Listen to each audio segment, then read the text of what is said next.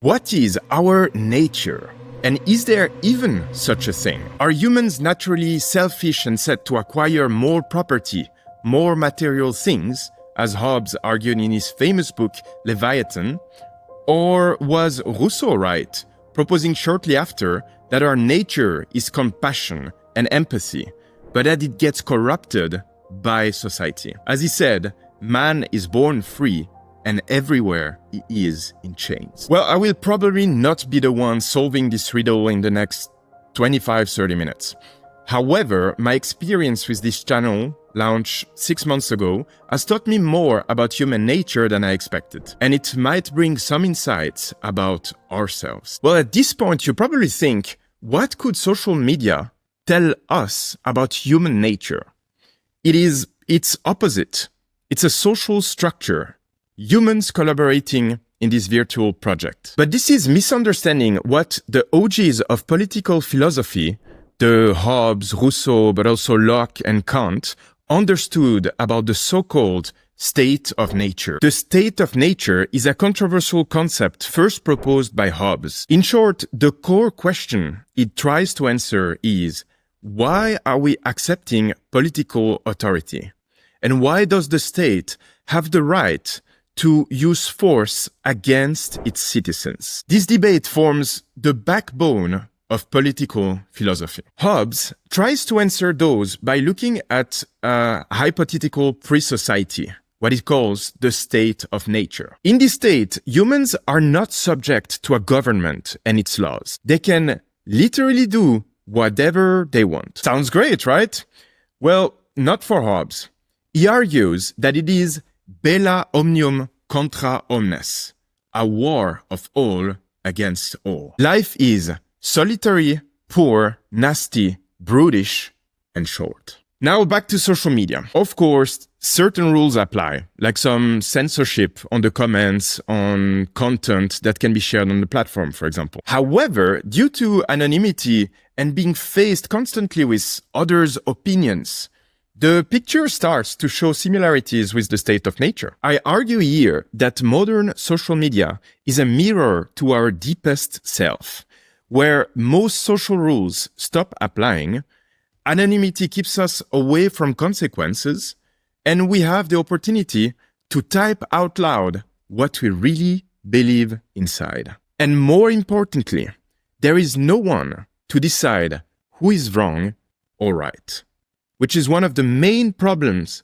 motivating us to form a society, according to those OGs, all those political philosophers. Actually, it's quite the opposite, because in real life, rules and customs regulate our behaviors. So we have roughly the same concepts and opinions as our close circles, our families, our community, and so on. So we know, for example, what is acceptable or not. Cutting in line at the grocery store isn't illegal, but it's frowned upon because we've collectively decided that taking turns is the fair way to interact. And if we decide, for some reasons, not to follow those guidelines, consequences, mostly social ones, usually follow. But those consequences do not apply online. And this is this feeling of being extracted from consequences, which also happens in cars. We feel protected and separated from the external world, so we can start blasting insults to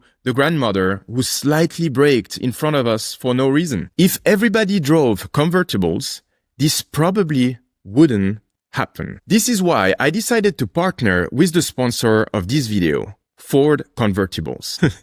It's a joke. I'm just kidding. And I am not the only one claiming that the internet is a beast of its own, a major change in how we exchange with others. In his book, Everybody Lies, Seth Stephens-Davidowitz digs Google search data to understand humanity. This data is one of a kind because it's the first time we have access on a large scale to the most personal information on people. It basically offered an unprecedented window into the human psyche. It's a form of digital truth serum because people often reveal their deepest fears, desires, and insecurities there. Things they might never shared on a survey, for example, but also to their loved ones or even their partners. And I think this becomes even more visible now with AI. And how many of us are using the tool basically as a own private psychiatrist? And this information is not owned by a professional, which usually is under the Hippocratic oath, but it's owned by a massive corporations and a few leaders. So now you're hopefully on board. Social media might reveal truths about our own nature. So what did I learn in the past 6 months? To understand this better, we need to dive into your role first. Psychological studies on attention indicate that our instincts are trying to protect us from danger and threats. There is, of course, an evolutionary explanation for this, which supports Hobbes' pessimistic outlook on human nature. Without rules, killing, stealing, and so on becomes okay. There are no consequences to it because it doesn't break any rule, and there are no judges to decide who is right and who's wrong. So we need to pay attention to those risks. Our life depends on it. If everybody would be born good, as Rousseau claimed, we probably wouldn't have those instinctive protective reactions, but rather a massive instinctive drive to help others. But jumping to the conclusion that we are all selfish and power-seeking would be ignoring an important part of what makes us human. As proposed as far as Socrates, what differentiates us from other animals is our cognitive capabilities.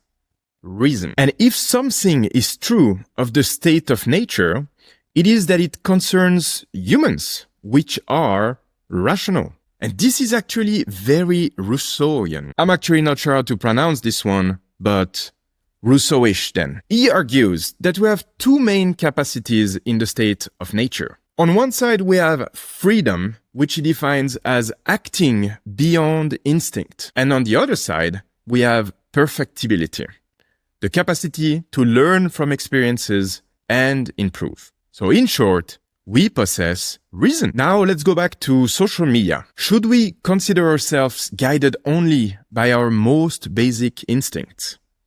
Is our rationality hijacked when we look at a thumbnail depicting violence or see an attractive person on TikTok? Well, it's hard to know for two reasons. First, we could potentially look at what type of content is mostly consumed online. If it is basic brain rot and entertainment, then we're probably overcome by short-term gratification, indicating that our rationality yields rather than motivates us to think long-term. But unfortunately, YouTube doesn't publish the sizes and rankings of the different categories like education, spirituality, and so on. So we don't really have conclusive evidence showing what most people are looking for on YouTube. However, the category education is still part of the top 20 or so based on some sources. That means that some, or even many of us actually,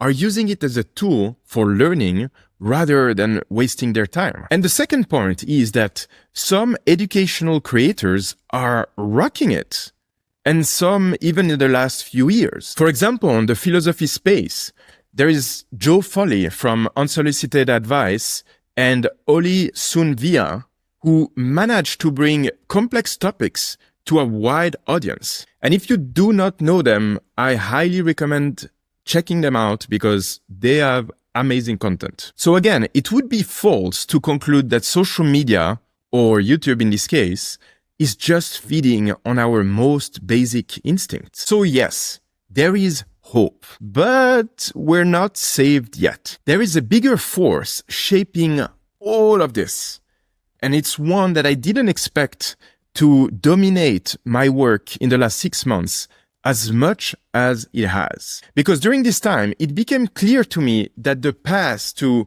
building a community and having open discussions and promoting philosophy doesn't come without its pain. And that leads us to the algorithm.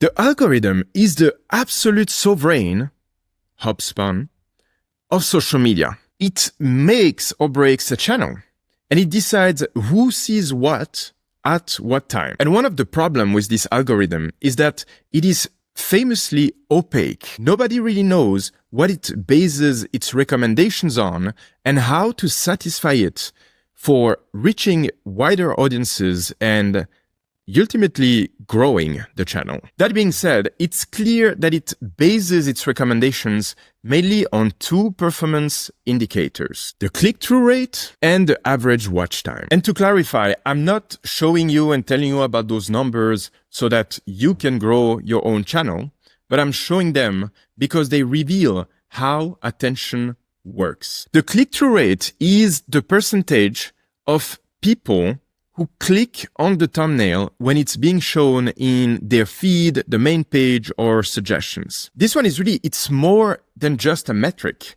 It's basically a snapshot of instinct in action. And when we zoom out, it's a clue about what our collective attention economy rewards. And then the average watch time is how long people have spent watching your videos on average. And so if you manage to optimize those two criteria, the algorithm pushes your video to new viewers. And honestly, at first glance like this, that seems fair. You need to create content that is relevant to people. And if people click on it and watch it for a long time, well, that must mean it's relevant, right? Well, not so fast.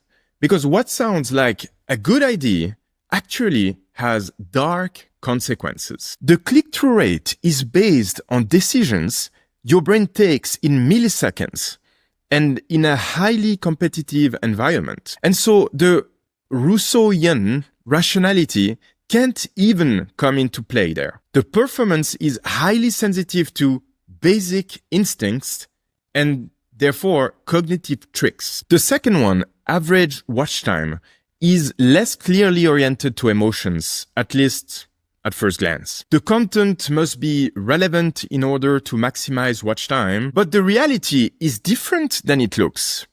It's not only the relevancy which maximizes watch time, but using psychological techniques to keep you watching, like heuristics, for example, and cliffhangers. Finally, since we all have been using YouTube for a while, we simply start getting used to this overload of signals sent through our eyeballs and exciting our brain.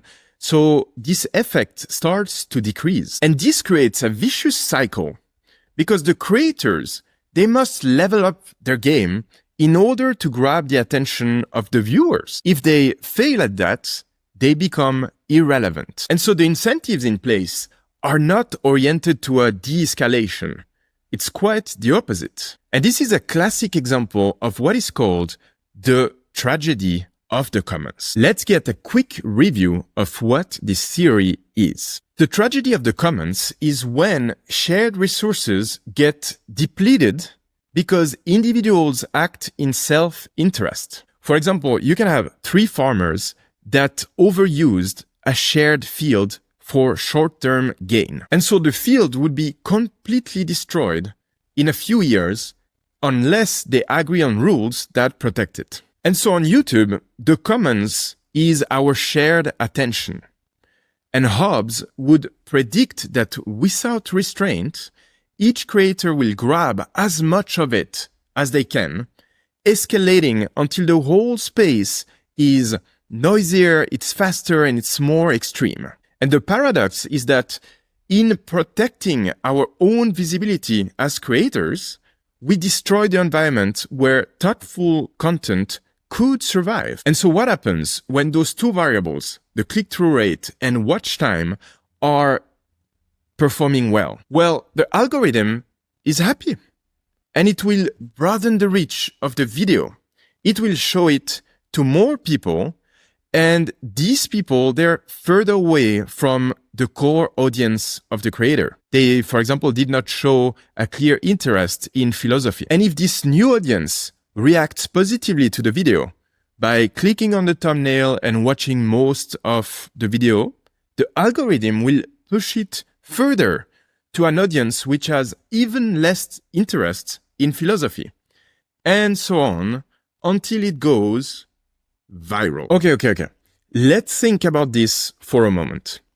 What kind of content actually makes it to virality, which is arguably the grail of all creators, the ultimate goal? Well, it's probably something which grabs onto our most basic instincts, which hacks our brains, and which keeps us glued to our screen. This is what the algorithm is constantly seeking, and it benchmarks all content, educational, music, brain rot, entertainment, and so on, against it. So for the algorithm, there is no difference between a lecture from Yale and the last gossip in Too Hot to Handle. And guess which one is more attractive for a broad audience? The algorithm is not optimizing for our well-being and development.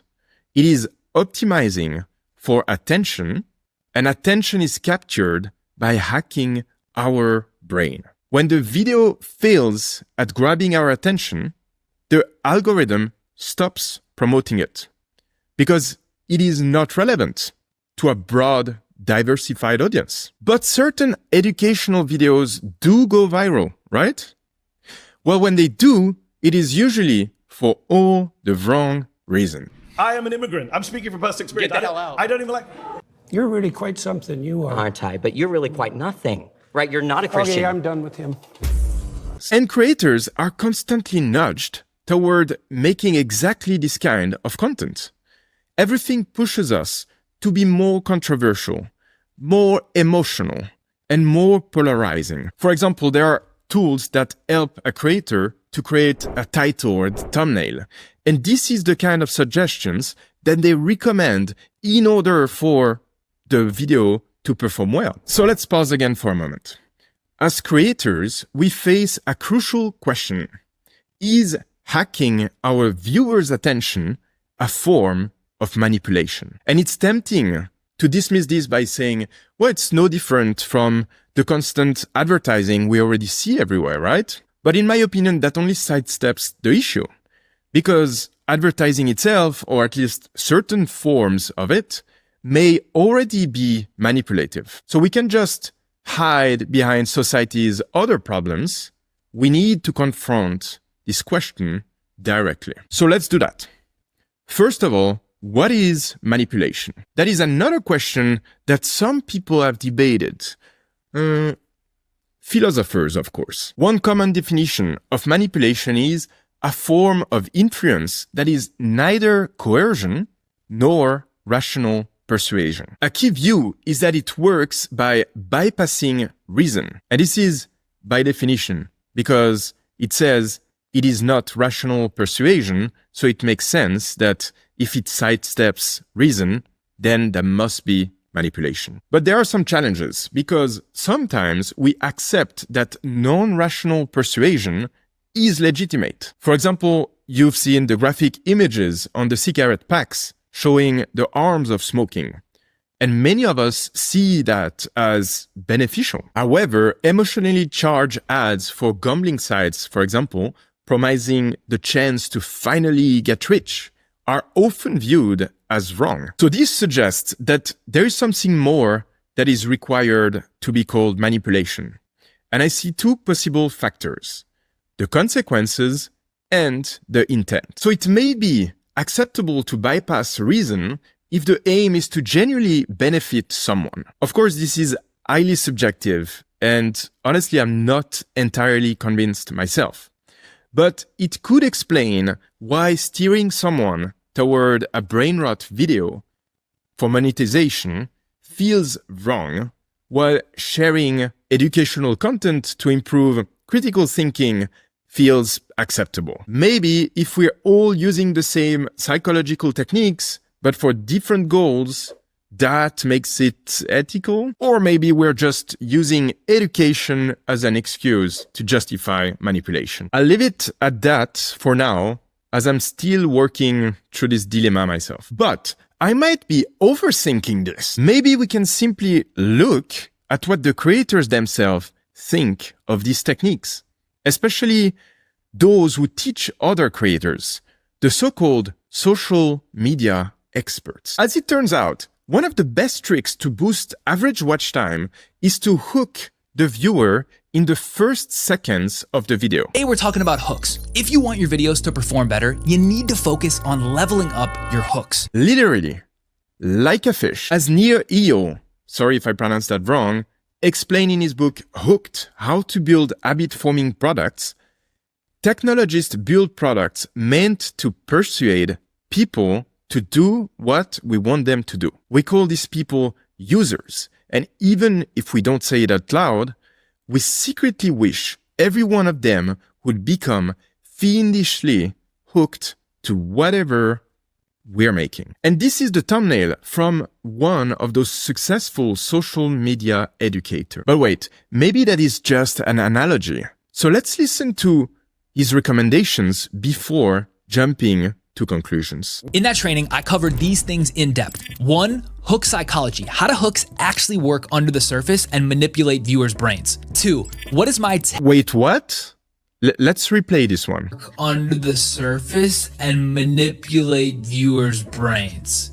2. So it seems that, at least for some creators, the goal is definitely to manipulate. And let's not forget that the viewers are not all autonomous adults with the capacity to think through the consequences of the algorithm on their lives. Social media is full of children. The most successful YouTube channels are children content. So how can we justify manipulating those small brains? Honestly, that really shocks me when I see this thing.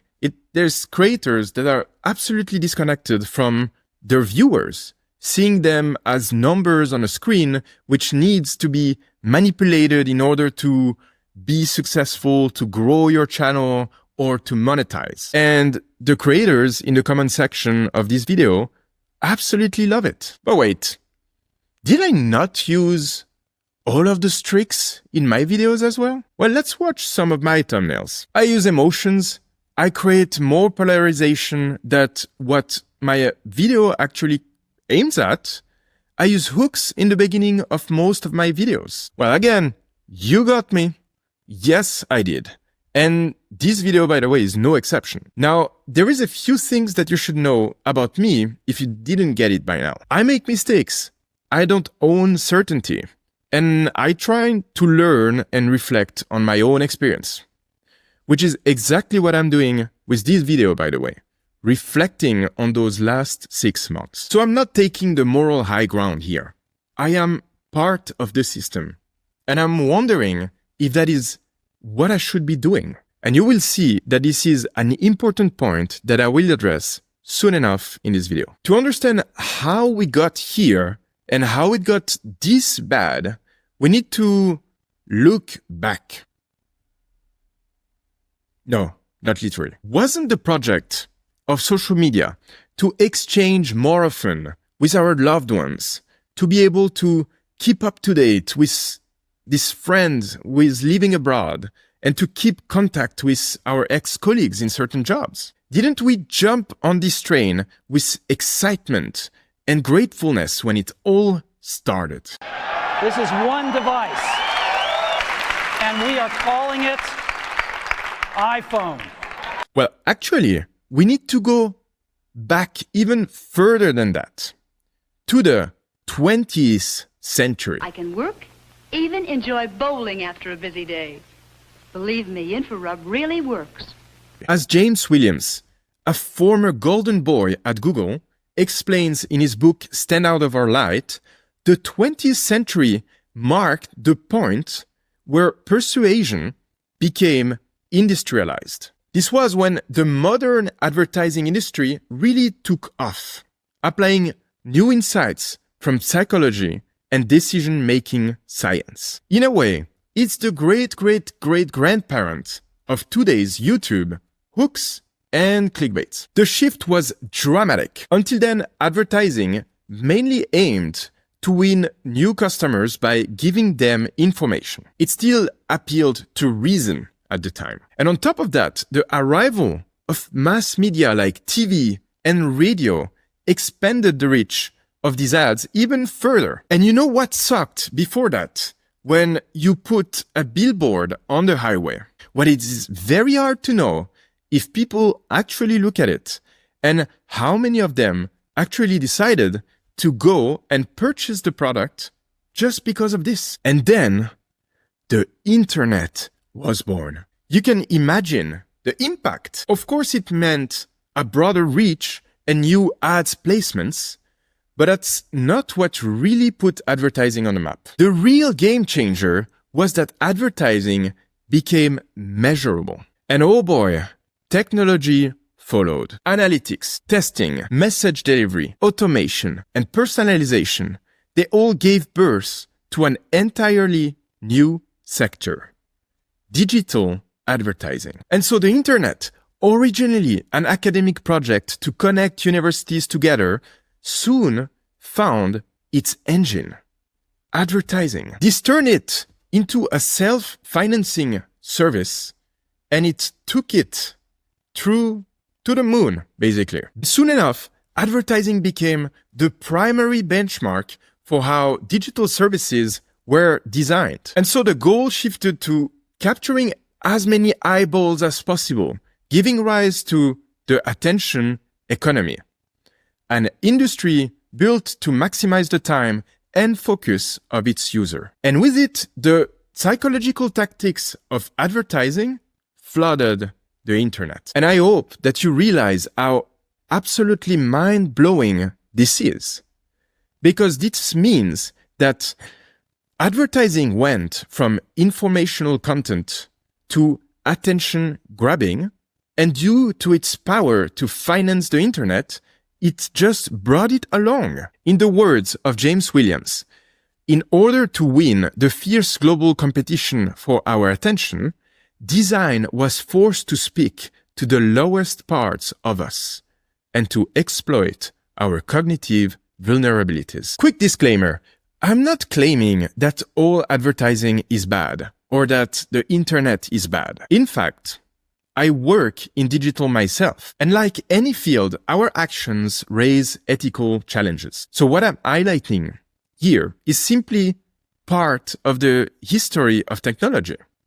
We can only improve by recognizing these flaws and using that awareness to build technologies in the future that benefit us rather than weighing us down. Now, I think that we often make the mistake of thinking about the attention economy in terms of having so much amazing entertainment that is now available and so hard to resist it. As if we were lucky to have so much opportunities with added value compared to previous generation.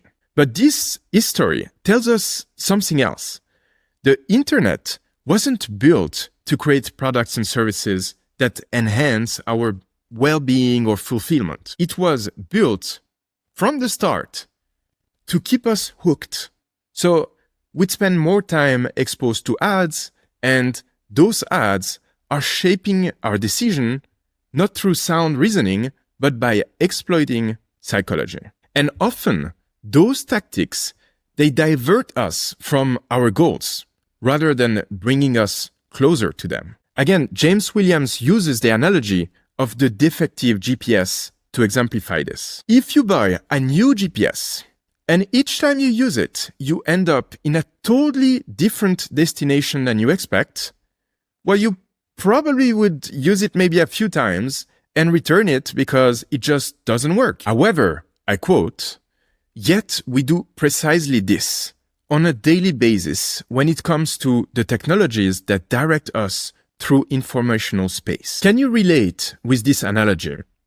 How often did you take your phone to check something and end up drifting minutes, if not hours, endlessly on a feed? But so, are the creators responsible for all of this? Don't they agree and want viewers to be manipulated? Imagine you're someone with a creative idea and some kind of entrepreneurial drive motivating you to launch a YouTube channel. Most probably, you will start by looking at tips on how to set that up. And what you will find is the following. You have to be consistent to grow your audience. So you should drop maybe one long-form video per week and supplement it with a few shorts. YouTube is about quantity rather than quality. Just like in the gym, you got to do the reps to earn your craft. Rely on AI for your scripts. Since quality is secondary and consistency is key, do not worry too much about having a pitch-perfect content. So basically, prompt ChatGPT with a few ideas and let it roll. And of course, the final one, appeal to emotions, especially in the thumbnails. Look at MrBeast's thumbnail. He is rocking it. So why reinvent the wheel? Well, those tips, they might work, but following them without scrutiny is a mistake. First of all, those are generic tips. They assume that YouTube is a single thing, but it is not so. Because what works for MrBeast works for him because he reaches out to an audience interested in pure entertainment. If you create content about the surprising lifestyles of an indigenous community, the chances that your audience will react to this guy is 0. But you don't know that yet. So you will start applying those tips and realize that no one looks at your videos, which will build frustration. And this brings us to a dilemma. Either you stop your project or you double down on what the algorithm loves. Controversy, emotions, clickbait. And before you know it, your content focuses exclusively on the sexual practices of your indigenous community. But there is even a sneakier consequence from those advices, because they build an incredible pressure to create more and more content constantly. Creators are told that if they don't publish consistently, the algorithm will stop pushing their content. And the algorithm needs to see a commitment from their part, which it will reward over time by broadening the reach of those videos. Now, we have to understand that creating those videos requires time and often money if you decide to outsource some of the work, like the video editing, for example. And so even if you use AI heavily for your scripts, you still have to deliver 3 shorts and 1 long form per week. And that means scripting, shooting, editing, designing thumbnails, coming up with a title, uploading, and so on. So sooner or later, you will run out of ideas or time or money or all of them. And that beautiful concept you once had, the creative work that you thought would be so fulfilling, turns into a race to succeed on YouTube. Because we want our investment to pay off. And we measure that by how many subscribers we have and how many views our videos generate. If only those numbers would skyrocket, we would feel that our work was recognized and that our efforts was truly worthwhile. And this mindset isn't unique to YouTubers. It's a reflection of a broader societal phenomenon. So to see this more clearly, we now turn to a contemporary philosopher, Byung-Chul Han. In his book, Burnout Society, Han argues that in our neoliberal society, we define ourselves by how people perceive us, by our achievements. We are, as he calls it, achievement subjects. And not achieving means we are failures, because hard work, it is said, always pays off. So we must be doing something wrong. We must be broken and useless. The easiest way to see this in action is to look at the status currently of certain tech moguls, like Elon Musk, Bill Gates, Sam Altman, or even the late Steve Jobs. Those are idolized in our society as geniuses. They are the real self-made men. And we are conditioned with this idea of success. And I am part of it again, of course. Trust me, it hits hard when you've poured yourself into a video only to see 3 views after a week. And one is from your mom and 2 others are from yourself, checking if anyone checked it. So we start chasing that validation. We're becoming obsessed with it, letting our KPIs dictate our own mood. And I'm speaking from experience. I can feel on top of the world the day after a release if I see that the views are climbing and people are engaging in the comments. Even sometimes they praise my work. And 2 days later, when the algorithm stops pushing this video, I crash back down. I feel super deflated. And I'm not alone. Just look at Joe Foley admitting he has to read Dostoevsky to calm himself down while hoping his video will strike a chord with his viewers. I went through a phase like last year. As YouTube thing had taken off. I was feeling very grateful, but also very overwhelmed of having these days that I would just spend in crippling anxiety, pace around my flat, and I just kind of I would both struggle to do anything and also struggle to rest. The only thing that would calm me down was reading a chapter of the Brothers Karamazov. And Wow. I would quite often read it aloud to myself, pacing around my room. And those ups and downs, they are part of the game. There is no way to avoid them because the algorithm stops showing your content to viewers after a few days. Yes, it just stops. The views you get are overwhelmingly coming from new viewers rather than from your existing ones. And so the belief that you're building a community and that people will understand your content over time does not happen, or at least not for small creators. So the content you create must be targeted to new viewers, and that removes the nuance you can bring into it. For example, if you've been following me, you might know about my interest on metaphysical claims, for example, and doubting our senses and questioning science. But a new viewer might think I'm into pseudo-spiritual woo or conspiracy theories. And there is a massive problem with this constant hunt for new viewers. Mr. Beast once said,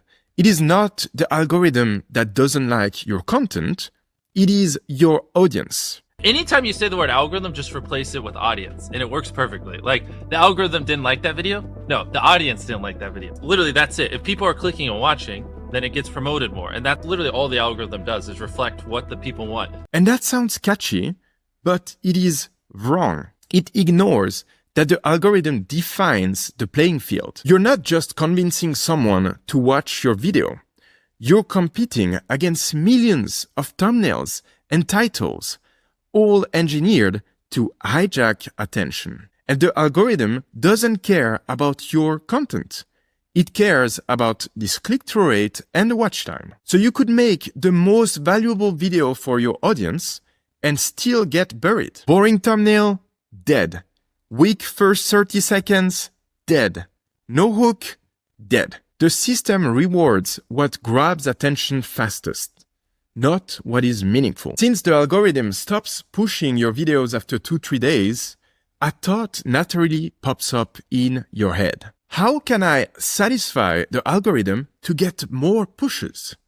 What am I doing wrong? So you end up looking at the tips, and again, they turn you into a manipulation machine. So the truth is, you're not building a community anymore.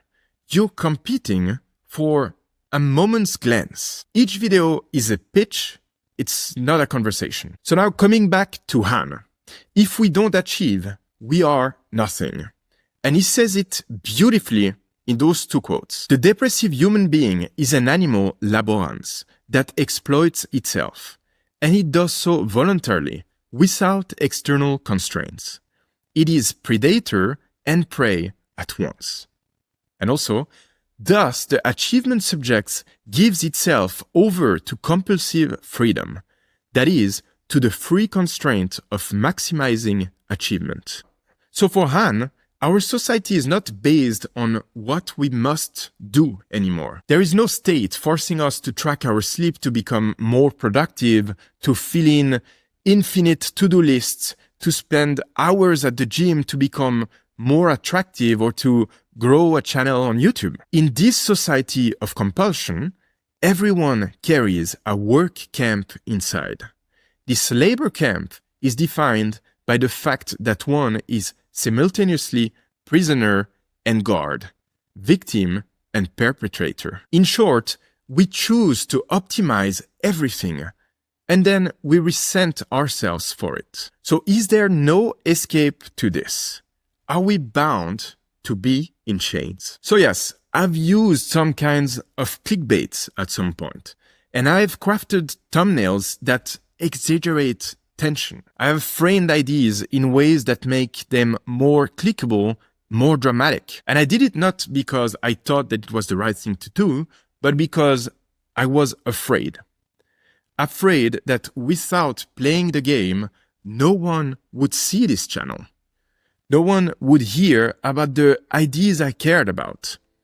And somewhere along the way, I started to confuse being seen with being valuable. But I really don't want to build a channel that survives by bypassing reason.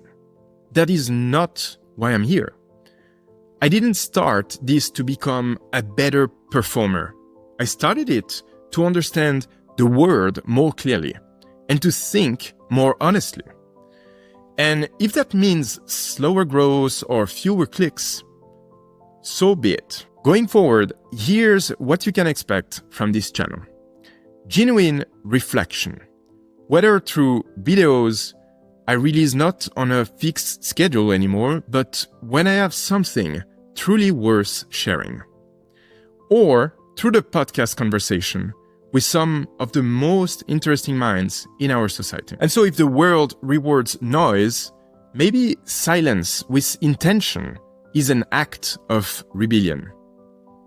And I really like the idea of being a rebel. Thank you very much for supporting me. Take care and talk to you next time I put something worthy on paper.